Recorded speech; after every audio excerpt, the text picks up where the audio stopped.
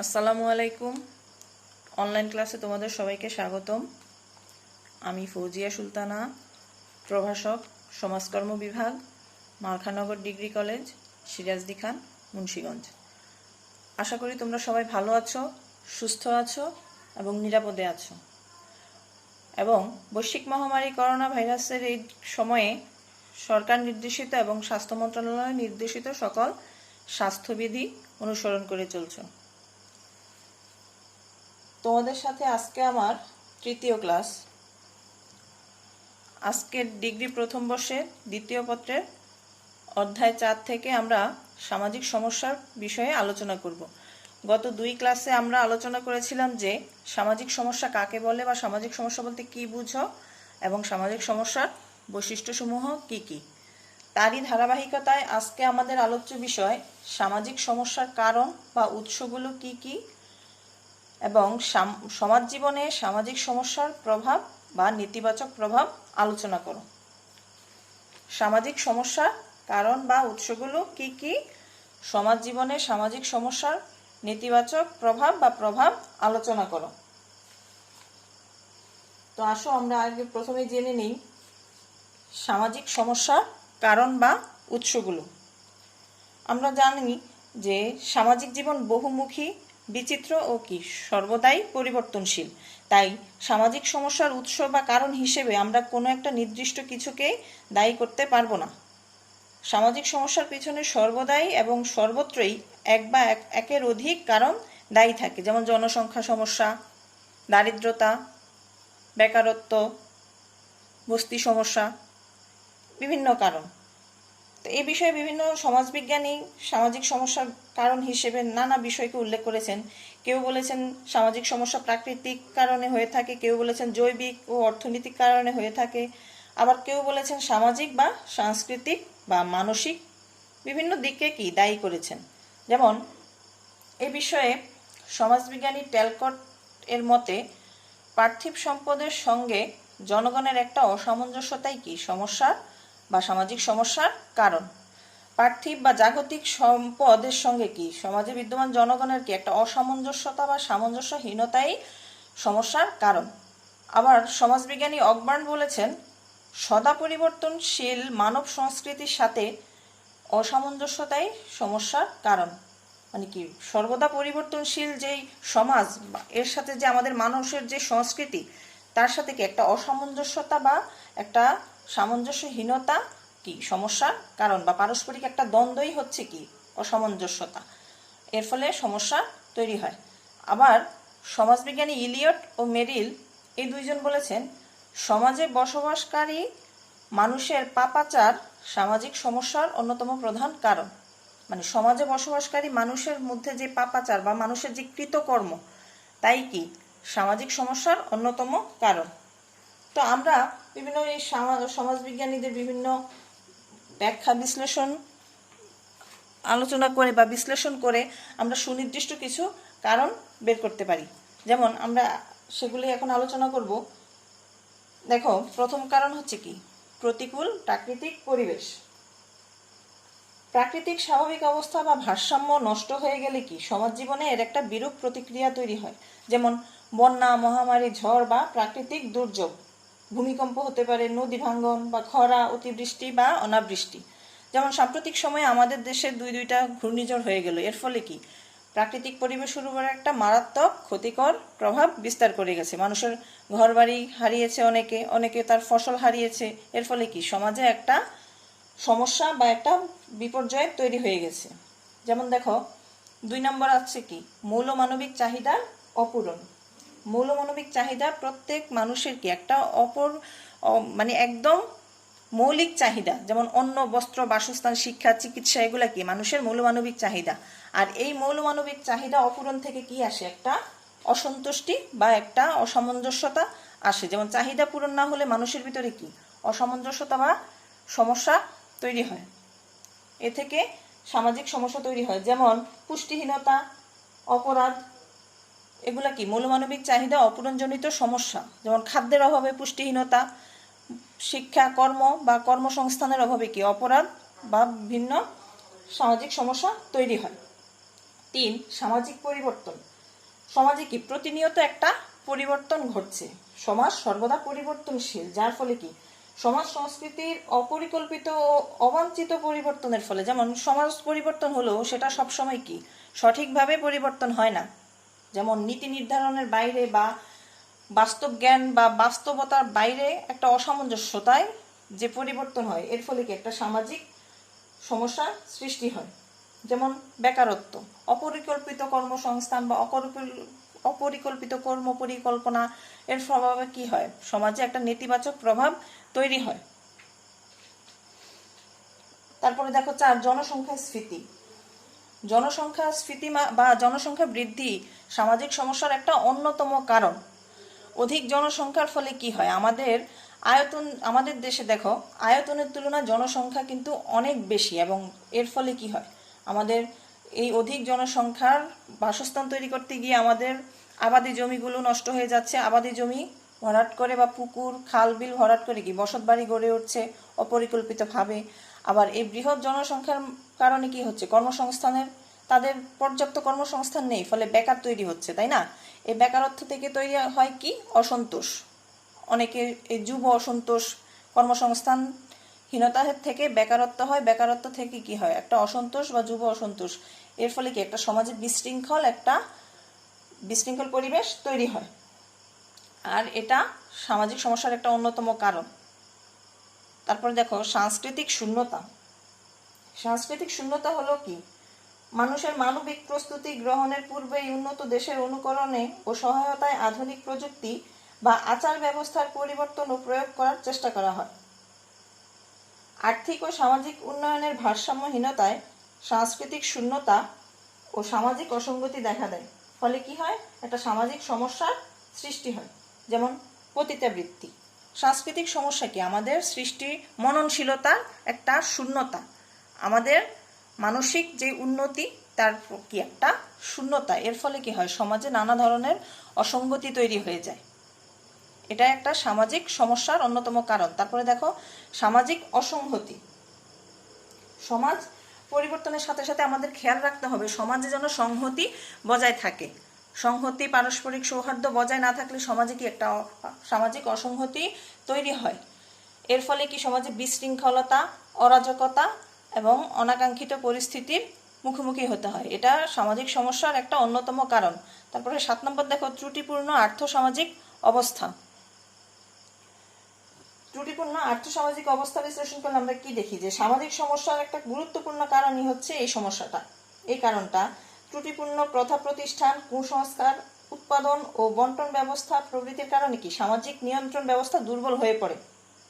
এর ফলে কি হয়, সামাজিক একটা ত্রুটিপূর্ণ আর্থসামাজিক একটা ভঙ্গুর অবস্থা তৈরি হয়, যা সামাজিক সমস্যার একটা অন্যতম কারণ। তারপরে দেখো বৈষম্য ও অসম বন্টন। সামাজিক সমস্যার একটা মূল কারণ হিসেবে আমরা এই কারণটা দেখতে পারি, যেমন সমাজে বৈষম্য এবং অসম বন্টন। অসম বন্টন বলতে কি বুঝে, সম্পদ বা প্রাপ্ত সম্পদের একটা অসম বন্টন বা শ্রেণী বৈষম্য ধরতে পারো, বর্ণ বৈষম্য বা একটা বিভাজন। সামাজিক সমস্যা কি সমাজে বসবাসকারী মানুষের ভিতরে কি করে, একটা অরাজকতা এবং একটা বিভক্তি, একটা বিভাজন তৈরি করে ফেলে। এটা একটা সামাজিক সমস্যার অন্যতম কারণ।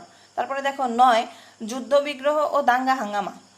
সমাজে আমরা পারস্পরিক সৌহার্দ্য এবং সম্প্রীতির সাথে বসবাস করি, কিন্তু সেই সমাজে যদি হঠাৎ করে কোনো কারণে যুদ্ধবিগ্রহ হয়ে গেল বা বিভিন্ন দাঙ্গা হাঙ্গামা, যেমন কি হয় সাম্প্রদায়িক দাঙ্গা, যেটা ধর্ম নিয়ে হয়ে থাকে, গোত্র নিয়ে হয়ে থাকে, বর্ণ নিয়ে হয়ে থাকে, এই সমস্ত দাঙ্গা হাঙ্গামার ফলে কি হয় পারস্পরিক সৌহার্দ্য একটা নষ্ট হয়ে যায়, এবং এর ফলে সমাজে একটা বিশৃঙ্খলতা এবং একটা উগ্রবাদিতার তৈরি হয়ে যায়, যা সমাজ জীবনে কখনোই কাম্য নয়। তারপরে শিল্পায়ন ও নগরায়ন। দেখো শিল্পায়ন ও নগরায়নের ফলে সমাজ কাঠামোর পরিবর্তন ঘটে, এতে সামাজিক সমস্যা তৈরি হয়, যেমন বাসস্থান সমস্যা।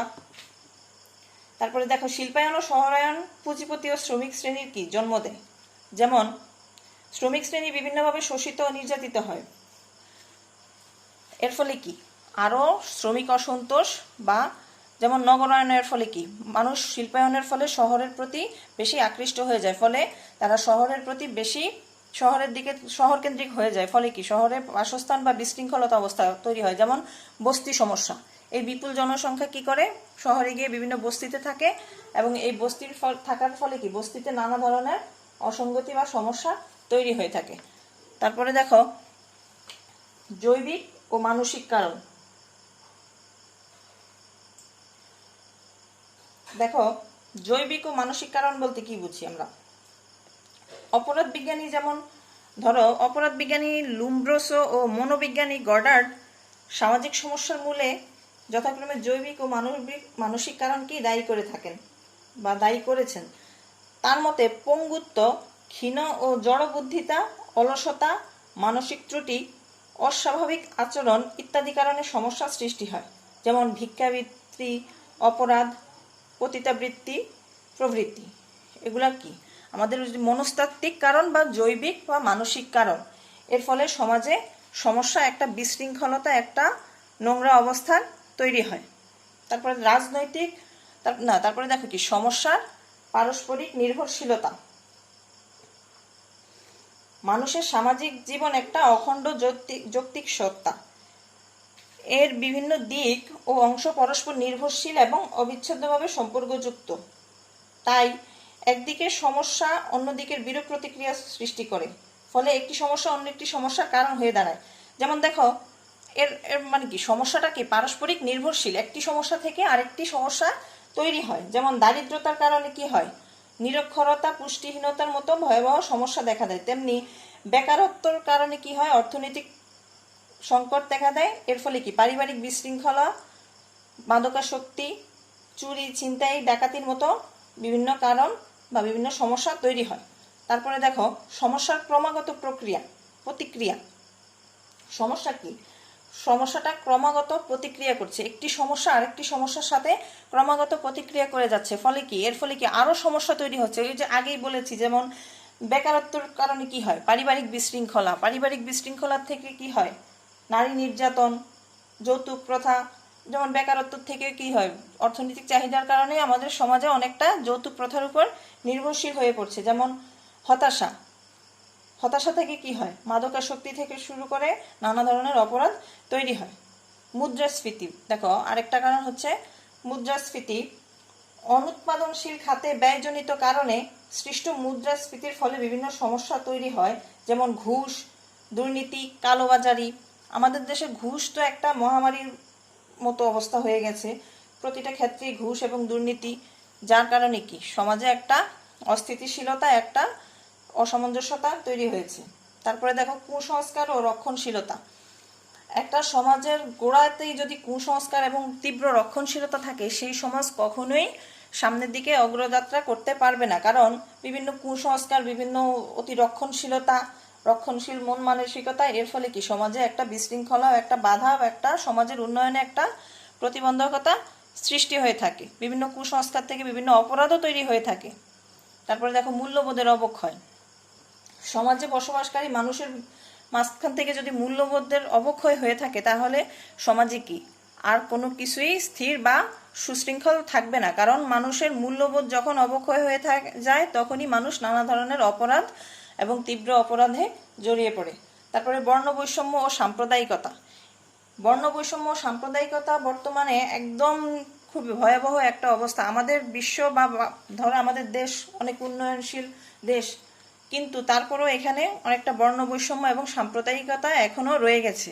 এর ফলে কি হয়, বিভিন্ন শ্রেণী, গোত্র বা বিভিন্ন মানুষের গায়ের রঙও নিয়েও বৈষম্য হয়। যেমন সাম্প্রদায়িকতা, বিভিন্ন সম্প্রদায়ের মানুষের প্রতি বিদ্বেষ, এক সম্প্রদায় অন্য সম্প্রদায়ের মানুষের প্রতি যে একটা বিদ্বেষ, একটা সবসময় একটা হিংসাত্মক মনোভাব, সেটা থেকে কি হয় একটা সমস্যা তৈরি হয়ে থাকে। সাম্প্রতিক বিশ্বে যেমন বর্তমানে বর্ণ বৈষম্য নিয়ে খুব আলোচনা চলছে এবং আন্দোলন চলছে, এটা সমাজ থেকে দূর করা একেবারেই জরুরি। তারপরে দেখো অজ্ঞতা ও নিরক্ষরতা।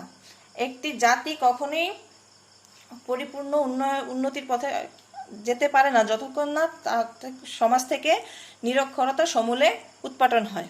অজ্ঞতা ও নিরক্ষরতার ফলে কি নানা ধরনের কুসংস্কার, অন্ধবিশ্বাস এবং অন্ধ বিভ্রান্তিতে আমরা সমাজের বৃহৎ অংশ কি জড়িয়ে পড়ে। ফলে কি অজ্ঞতার কারণে কুসংস্কার এবং বিভিন্ন কুপ্রথা তৈরি হয়। তারপরে দেখো বাস্তব বিবর্জিত জাতীয় নীতি। সমাজের উন্নয়ন করার জন্য নানা সময় নানা রকম নীতি ও পরিকল্পনা গ্রহণ করা হয়, কিন্তু সেগুলো যদি সমাজ জীবনের বাস্তবতার ক্ষেত্রে বা বাস্তবতার আলোকে তৈরি না হয়, এর ফলে কি হয়? এর ফলে উল্টো আরও সামাজিক সমস্যা বা একটা সামাজিক অস্থিতিশীলতা তৈরি হয়। আবার এছাড়াও যেমন ত্রুটিপূর্ণ জনসংখ্যা, সমাজে অশুভ শ্রেণীর উদ্ভব ও দৌরাত্ম্য, মানসিক চাপ, উত্তেজনা, এগুলো কি সামাজিক সমস্যার একটা অন্যতম কারণ। তাই আমরা বলতে পারি যে সামাজিক সমস্যার কোনো নির্দিষ্ট কারণ নেই, এক বা একাধিক কারণ সামাজিক সমস্যার অন্যতম কারণ।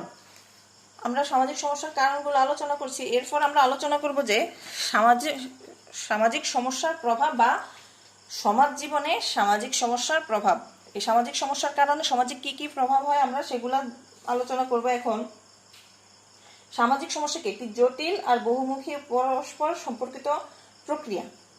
আর্থসামাজিক জীবনে এর কি ব্যাপকভাবে এটার প্রভাব বিস্তার করে থাকে। যেমন আমরা বলতে পারি, যেমন 1 নম্বর কারণ দেখো, 1 নম্বর প্রভাবটা হচ্ছে অবাঞ্ছিত অবস্থা সৃষ্টি। সামাজিক সমস্যার ফলে কি হয়? একটা অবাঞ্ছিত অবস্থার সৃষ্টি হয়, যা এই অবস্থা অস্বস্তিকর, ক্ষতিকর এবং বিরক্তিকর, যেমন দারিদ্র, বেকারত্ব ইত্যাদি। তারপরে যেমন অধিকাংশ লোকের উপর প্রভাব। সামাজিক সমস্যা কি সমাজ জীবনের অধিকাংশ লোকের উপর একটা নেতিবাচক বা একটা ক্ষতিকর প্রভাব ফেলে। এর ফলে কি সমাজের অগ্রযাত্রা বা উন্নয়নের পথ বাধাগ্রস্ত বা ব্যাহত হয়।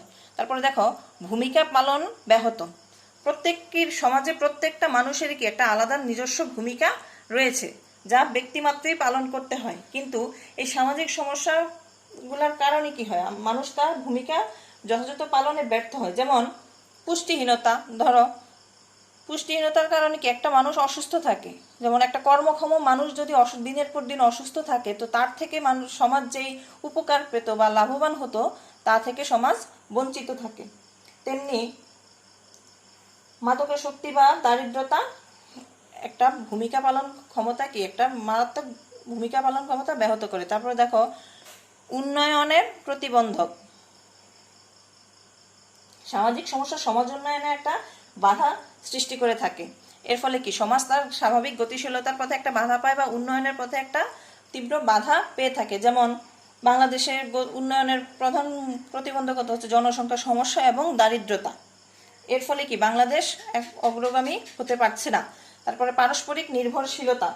সামাজিক সমস্যা একটি অপরটির সাথে ওতপ্রোতভাবে জড়িত। যেমন দারিদ্র সমস্যা, এর ফল জনসংখ্যা সমস্যা, জনসংখ্যা বৃদ্ধির কারণে বাড়ছে দারিদ্র, দারিদ্রের কারণে বাড়ছে বেকারত্ব এবং বেকারত্বের কারণেই বাড়ছে অপরাধ।